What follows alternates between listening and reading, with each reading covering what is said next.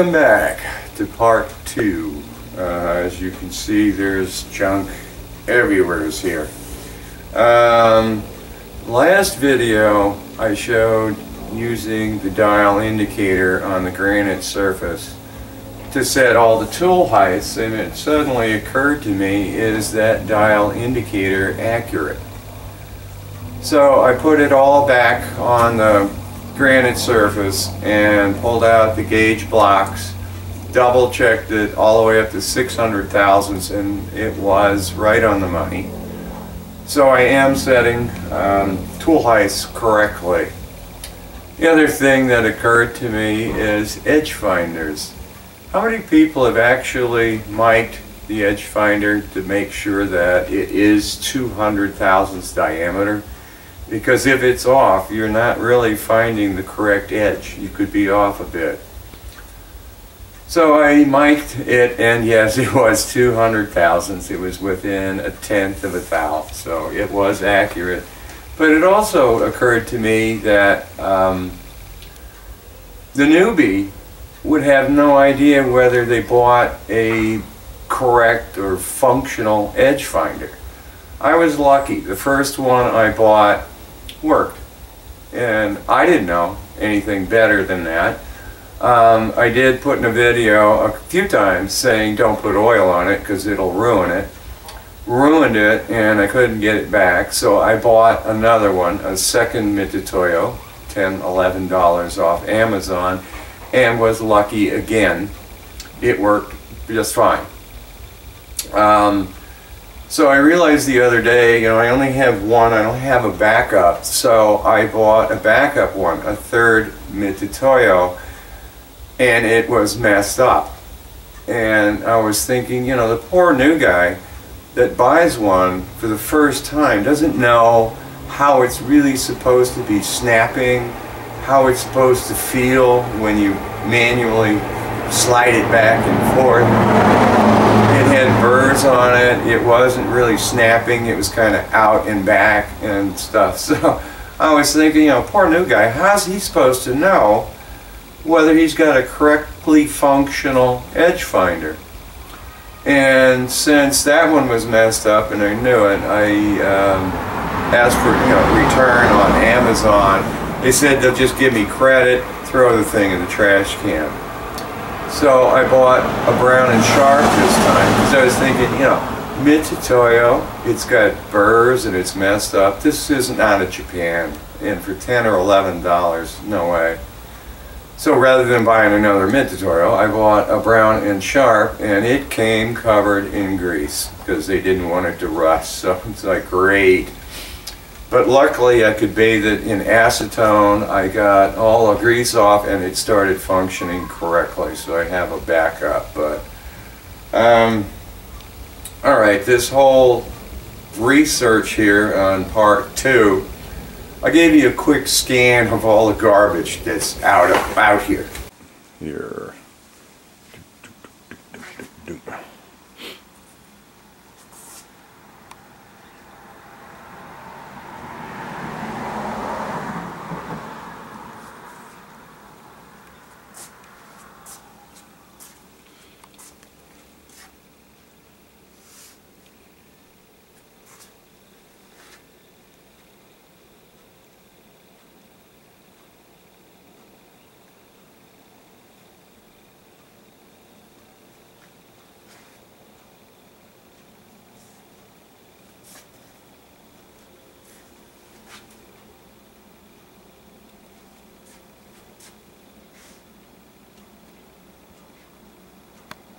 Alright, I had no idea this was going to become this involved.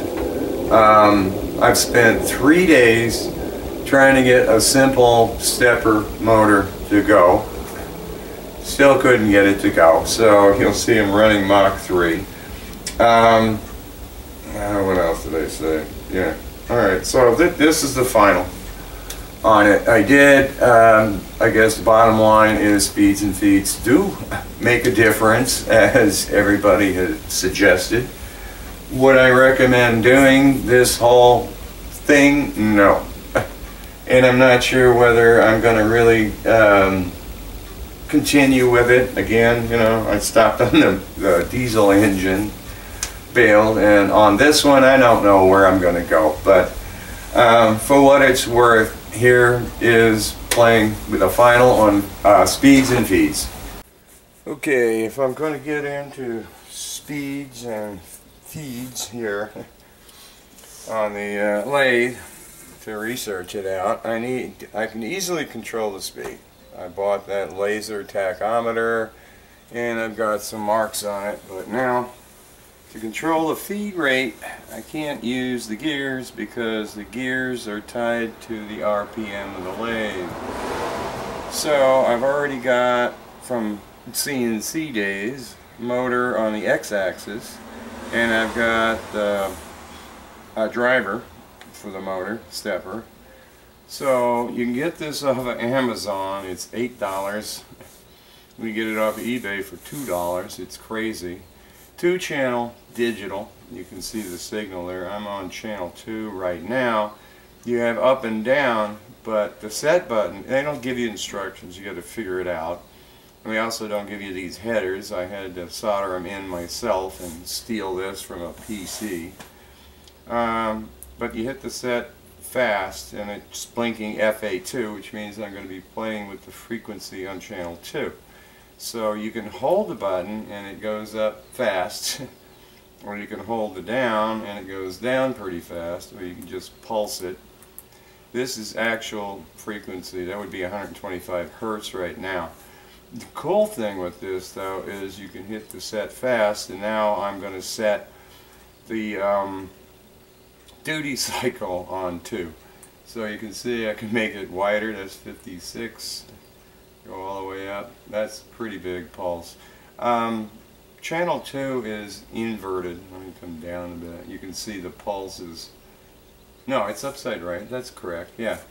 Channel 1 and channel 2, and they both run independently, because if I move this over to channel 1, it's cranking at a different rate. So, I don't know how they do it. There's no chips on this thing that I can see. It's inside this thing someplace.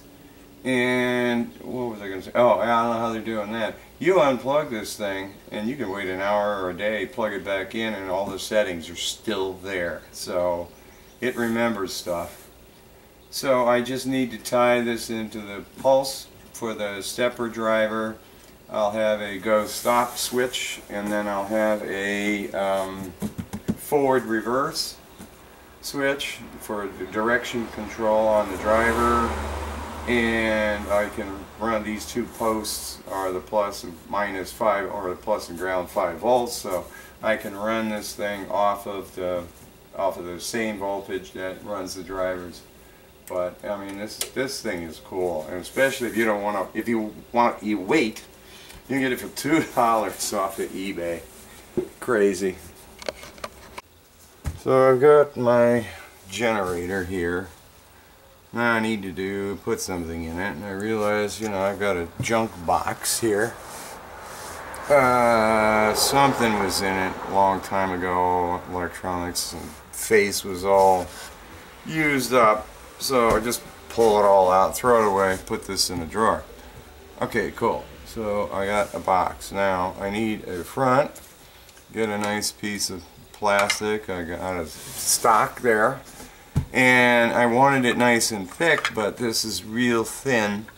So you just take it to the mill, real slow RPM, and it drops down in there now.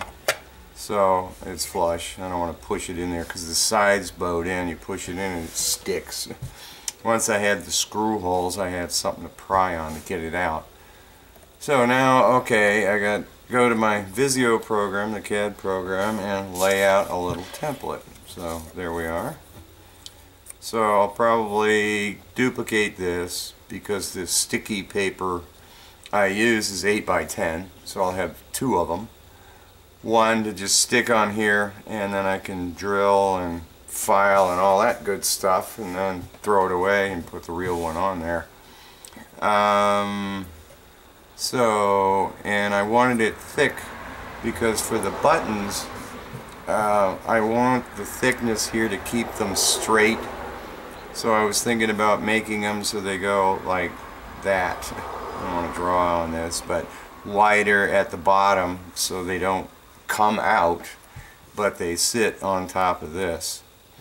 So I can drill this out and file it. Probably use the Dremel tool to get closer and then file it, get it to come through, and realize the headers, when I soldered them in, should be on the back. That's not a big deal. I can unsolder that, clean it up, and put them in on the back. And then I've got a schematic I got to draft up so I know what I want to do. But yeah, enable and disable. So this on the left. So I just hit that and the stepper starts going direction, and I'll have a switch so that I can have internal where it's just enabled all the time, or external where it I can remove the saddle stop and put a switch there. So the motor will go in, and then when it hits the switch it'll stop, it'll disable it. So that'll be probably in series with this. So future thing, if I need to get into something like that, that would be kind of cool. So a little bit more work to do and this box will be done, and I'm not sure where to put it. You know, I could make a post so it tilts and stick it someplace on the lathe so I can easily get to it. I'm looking at the lathe right now. I don't know where, but okay, so there's coming along. There be the box so far. It wasn't too hard to make. Spent quite a bit of time in it because I know this is going to be like a permanent part of the lathe, but so it's just a matter of wiring it up now. I was going to countersink these screws and hide them underneath the label, but I said forget it. It looked pretty nice and made the little buttons there, you can hear them snapping. I think I still have, yeah, I gotta put more nuts on there. But to wire it up, I figured, you know, I'll just rip up some Cat 5 here. I have 2 grounds on it just to make sure I don't have a ground loop in there, but plenty of signal room. Quickly draft up a schematic for it. And I'll do this internal external switch later on. I just want to get this going and get it wired into the stepper controller, see how it's going to go. Side note, kind of messing around here because of that engine, how you going to do a knurl on the face. I just basically stuck the wheel's out of it, but stuck a wheel in there and just hit it and it worked. I don't know whether that was luck or it just worked. So I'll be doing some more experimenting here at some point with it, but I kind of like that. That was cool. Alright, so let me start wiring this thing up. Alright, this has gotten beyond ridiculous. 42D stepper drivers, you know, I had to pull this thing out. I couldn't keep working underneath where you guys have seen it mounted. So I got the circuit over here and I tried, you know, I got rid of this and I injected the signal straight in and it just can't get anywhere as the module is enabled. I tried all kinds of things, it just wouldn't work. Frustrating. You know, it should. A senior electrical engineer you think could make it work. So I figured I'll do the C35S. Let me just run it through the parallel port so I know what pins are which, at least as far as step and direction for the x-axis. But I have no clue what it takes to enable the ports. I've got it plugged into the computer. I'm running Mach 3. I'm looking at all the pins and what levels they're at. Reproduce it, and I still can't get the LEDs to turn on telling me the port's enabled. So at this point, this is ridiculous. This is day 3 of messing with this. They do work because Mach 3 I can go into jog mode and I can see X and Y axis motors are spinning at my command. So I just emailed the company that made this board asking, can you give me the pinout? I've Googled everything. No place shows me the pinout of the DB25. That is ridiculous. And I've looked at the pinout configuration for Mach 3. Tells me all the motors, this, that, but not one thing tells me what it's doing to enable this. So, kind of stuck at the moment. I hope they give me some help. Otherwise, I'm just going to have to use Mach 3 in jog mode to try to do this test, and that's going to be a real pain because I wanted to run it with this little guy that you guys have seen here. I'm getting my labels all messed up screwing with this, so oh well, just an update.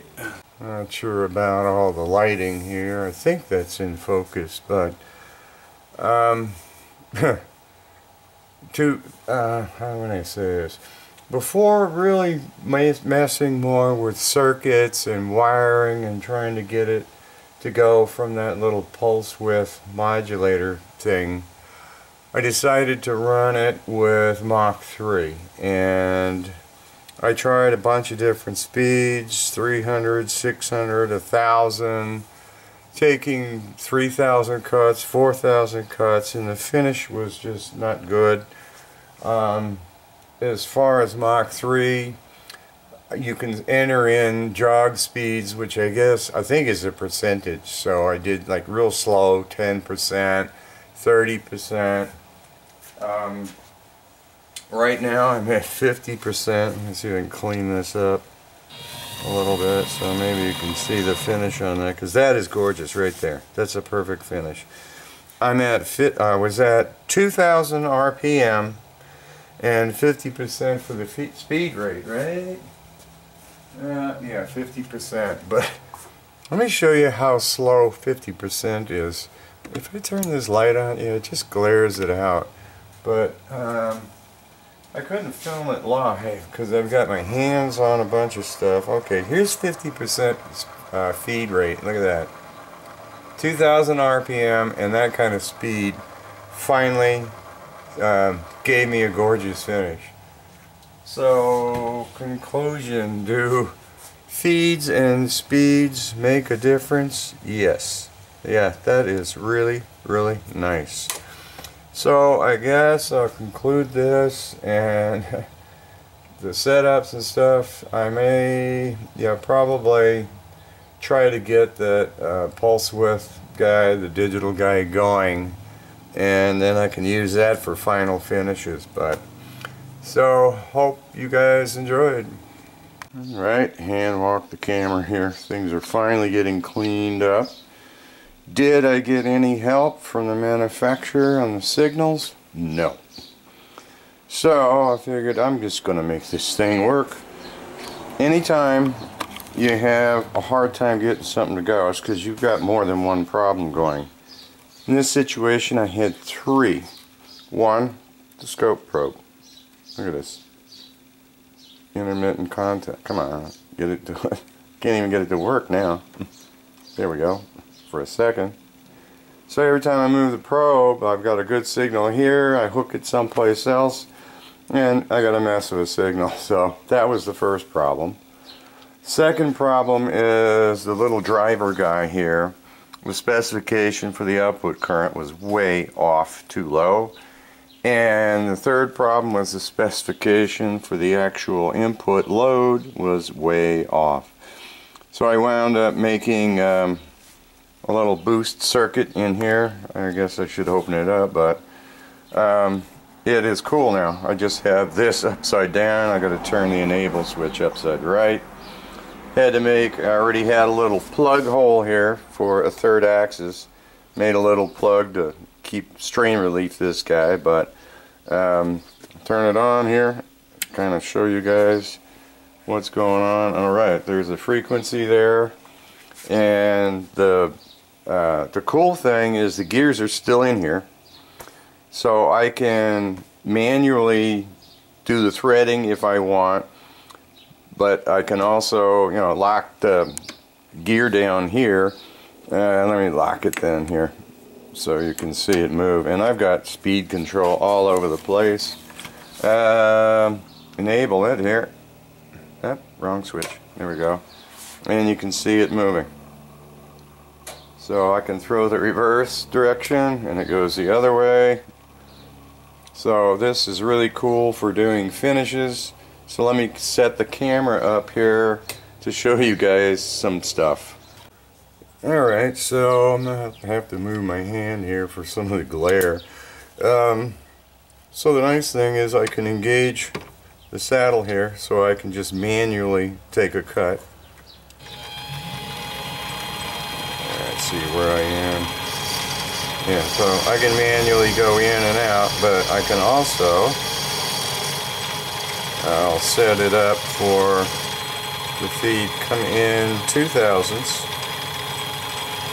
Now I've got the control box in my hand and say enable. I think I'm going in the right direction. Nope, wrong one. Switch directions. Okay, now it's going the other way. So there's a 2/1000ths cut, incredibly slow. And the finish is, yes, gorgeous. So yeah, speeds and feeds, I'm not taping it, but I've done this with 1018, 1144 stainless, just beautiful finishes on it. So now it's just a matter of me writing down the speeds here on this digital guy